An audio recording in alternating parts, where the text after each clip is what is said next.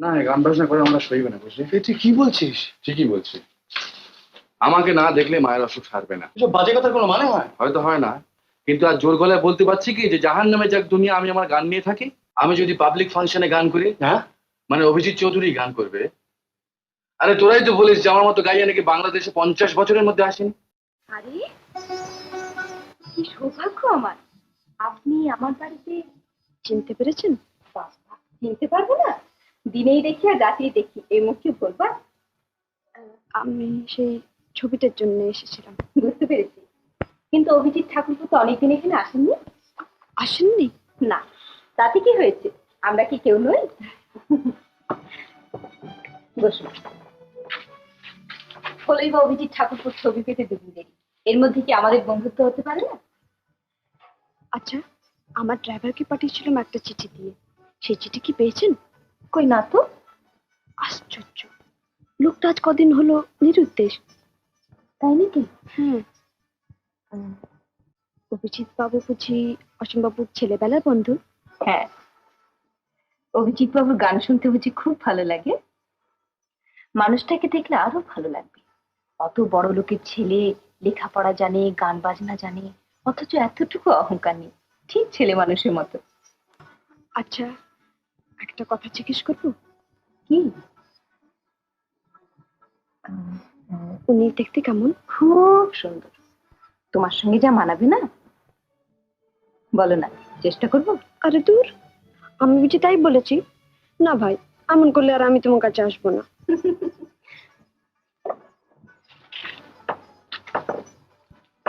আমি হচ্ছে মেয়ে মানুষ, তোমার মনের ভেতরটা যে আমি আমার মধ্যে দেখতে পাচ্ছি। সব ঠিক হয়ে যাবে, চলো তো। সেদিন এমনি এসে চলে গিয়েছিলে, আজ মিষ্টি মুখ না করিয়ে ছাড়ছি না। এসো। হ্যাঁ হ্যাঁ, নেগলিজেন্স। নইলে একটা হ্যান্ডসাম ইয়াং বয় কলকাতার বুকের ওপর ঘুরে বেড়াচ্ছে, ফটো থাকা সত্ত্বেও পুলিশ তাকে ট্রেস করতে পারছে না, এর কোনো মানে হয়? হ্যাঁ ঠিক আছে, থ্যাংক ইউ। না, ও পুলিশের দ্বারা কিছু হবে না। আমি নিজে কলকাতায় যাব, গিয়ে হতভাগার কান ধরে হিড় হিড় করে টেনে নিয়ে আসবো। হ্যাঁ হ্যাঁ, সেই ভালো। চলো আমিও যাই। তুমি যাবে? হ্যাঁ, কালীঘাটে মায়ের কাছে পুজো মানত আছে, অমনি দিয়ে আসবো। আচ্ছা চলো।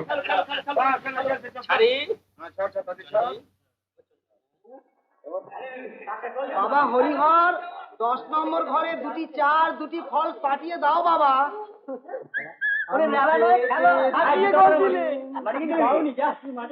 আজ ওই চোখে সাগরের ও গলায় আর গান গাছনি মানে অভিজিৎ চৌধুরী শুনলে বমকে যাবে। ঠিক বলেছিস, গান গাইতে হবে না তোমাকে, না কলকাতা থেকে কলকাতা থেকে কোনো কাম নট ডাবল অ্যান্টিসিপেশন। এটা আবার কি যন্ত্র?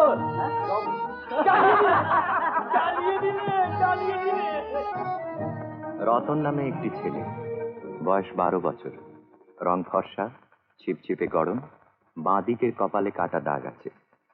আজ 3 দিন হলো খুঁজে পাওয়া যাচ্ছে না। সন্ধান জানাবার ঠিকানা অনিমেষ ঘোষাল, মধ্যমগ্রাম, 24 পরগনা।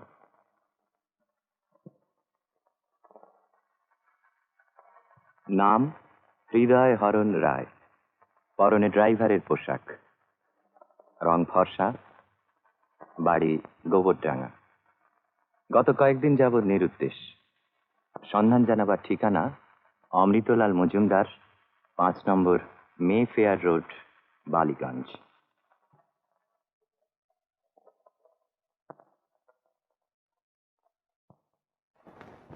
কি গো, মুখ গম্ভীর কেন? অফিসে গিয়ে প্রশান্ত একটা চিঠি পেলাম। প্রশান্ত দা? হ্যাঁ, কি লিখেছে? এই যে পড়ছি, শোনো। ভাই অসীম অজ্ঞাত বাস করছে, কারণটা পুলিশও বটে, আবার নিজের মনও বটে। বিশেষ করে মায়ের অসুখটা শোনার পর থেকেই আর কিছু ভালো লাগছে না। হয়তো মায়ের কাছে ফিরে যেতে হবে। যদি যাই, তবে গান ছেড়ে হার স্বীকার করে মাথা নিচু করেই ফিরে যাব। যাই হোক, নিচে ঠিকানা রইলো, যদি দরকার পড়ে যোগাযোগ করিস। প্রশান্ত। হুম, সুচরিতাও বলছিল বটে, কদিন থেকে প্রশান্তদা নিখোঁজ। সুচরিতাকে? ওই প্রশান্তদার মিতি বাবা আমার সঙ্গে খুব ভাব হয়ে গেছে। হ্যাঁ। তোমার কাছে এসেছিল অভিজিতের একটা ছবির জন্য, ভারী মিষ্টি মেয়ে কিন্তু। তাই বুঝি? দাদাবাবু কারা যেন এসেছে। আজ সন্ধ্যেবেলা আবার এলো কারা? তা তো বলতে পারছি না, তবে এসেছে। আরে জিজ্ঞেস করে কি চায়? ঠিক কি? সুকান্ত। এই ধরনের বেদনা নিবিড় সবুজ অন্ধকারে পথ খুলি বারে বারে, কণ্ঠকে ফোটে রক্ত কুসুম, বাসনা সুরভি ঢালা। বসো।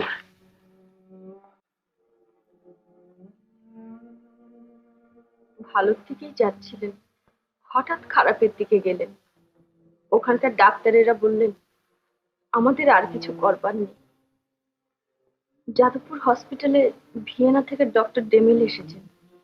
এখনই নিয়ে গিয়ে অপারেশন করাতে পারলে হয়তো বেঁচে যাবেন।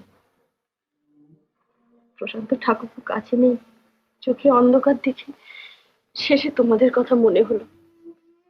তাই জানি এ রোগের অনেক বিপদ। থাক, এখানে আসবে না তো কোথায় আসবে শুনি? এসে যখন পড়েছ, ঠাকুরের দয়া সব ঠিক হয়ে যাবে। আচ্ছা, সুকান্ত বসে তৃষ্ণা বেচে আপনার কত টাকা পেয়েছে? দেখুন, তিনি খুব পাওয়ারফুল কবি, এ বিষয়ে কোনো সন্দেহ নেই। আর আমাদের দেশে বুঝতেই তো পারছেন, কবিতার বই কত আর হবে? 8,000 হয়তো খুব বেশি হবে। খুব বেশি না হলো 24,000 টাকা আপনার ঘরে তুলেছেন। মাত্র 200 টাকা দিয়ে কপিরাইট কিনেছিলেন, তাই না? আজকে সব মৃত্যু সজ্জায় সাহায্য ছবি কিছু না হয় দেন। এ দিতে পারলে তো খুব খুশি হতাম। এখন আমাদের এই লিমিটেড কনসার্ন, বাজারও খুব মন্দা। থাক থাক, বুঝতে পেরেছি।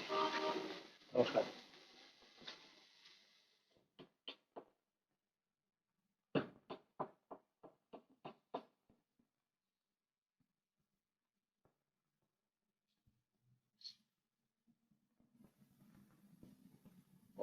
হ্যাঁ, আমি তোর কথাই ভাবছিলাম। হ্যাঁ, দেখ অসীম, হ্যাঁ। আমি লাখনৌতে ফিরেই যাই। ফিরে যাবে? হ্যাঁ, মায়ের অসুখের খবরটা পাওয়া পর্যন্ত মনটা খারাপ হয়ে গেছে, বুঝলি? আর এদিকে বাবা যে কেলেঙ্কারি করবার তো করেছেনই, অমৃতলাল বাবু পুলিশে রিপোর্ট করেছে। কি রিপোর্ট করেছেন? তুই রেডিও শুনিসনি? না। কালকে রেডিওতে শুনলাম ড্রাইভার হৃদয় হরণ নিরুদ্দেশ। সে কি রে? তাহলে সবকিছু জানাজানি হবার আগে কলকাতা ছেড়ে আমাকে চলে যেতে হবে, তা নাহলে ভীষণ কেলেঙ্কারির মধ্যে পড়ব।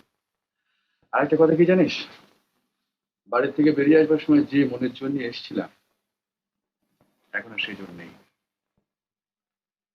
মায়ের কথাটা তখন ভেবে দেখিনি। না, গান বাজনা করে আমরা সইবে না, বুঝলি? এ তুই কি বলছিস? ঠিকই বলছি। আমাকে না দেখলে মায়ের অসুখ সারবে না, আর আমার লাখনৌতে ফিরে যাওয়া মানে গান বাজনা বন্ধ করে দেওয়া। এসব বাজে কথার কোনো মানে হয়? হয়তো হয় না, কিন্তু আর জোর গলায় বলতে পারছি কি যে জাহান নামে যাক দুনিয়া, আমি আমার গান নিয়ে থাকি? পাচ্ছি? ওদিকে তুই চললি লাখনৌ, ওদিকে লাখনৌ থেকে সুকান্ত এখানে এসে। সুকান্ত এখানে? হ্যাঁ, অবস্থা খুব ভালো না। ভিয়েনা থেকে ডক্টর ডেমাল যাদবপুর হসপিটালে এসেছেন। আমি সুকান্তকে নিয়ে তার কাছে দেখাতে গিয়েছিলাম। তিনি দেখে টেকে বললেন যে ইমিডিয়েটলি অপারেশন করানো দরকার, আর তার জন্য 1,000 টাকা লাগবে, হসপিটাল ফিজ আর ওষুধপত্র। আমি এক পাবলিশারের কাছে গিয়েছিলাম, সে তো একটা পয়সা দিতে চায় না। অফিস থেকে পর্যন্ত লোন করার চেষ্টা করেছি, সেও মাস 2 আগে পাওয়া যাবে না। কি করি? একটা কিছু বল, এরকম করে চুপ করে থাকিস নি। না, আমার রয়্যালটির ব্যাপার সবই তো জানিস, সেসব দিয়ে তো ট্রাস্ট ক্রিয়েট করা হয়েছে। তাহলে আমাদের চোখের সামনে বিনা চিকিৎসায় সুকান্ত মারা যাবে? একটা লোকের লক্ষ লক্ষ টাকা ব্যাংকে পড়ছে, আর আমি তার একমাত্র ছেলে হয়ে কিছু করতে পারছি না। আচ্ছা অসীম, আমি যদি পাবলিক ফাংশনে গান করি, হ্যাঁ, মানে অভিজিৎ চৌধুরী গান করবে, আরে তোরাই তো বলিস যে আমার মতো গাইয়া নাকি বাংলাদেশে 50 বছরের মধ্যে আসেনি। দেখি না, যাচাই করে দেখি না। তুই পাবলিক ফাংশনে গান করবি? কেন করবো না? যে সুকান্ত আমাকে গান গাইতে ইন্সপায়ার করেছে, আমি তার জন্য করবো না? তুই অর্গানাইজ কর।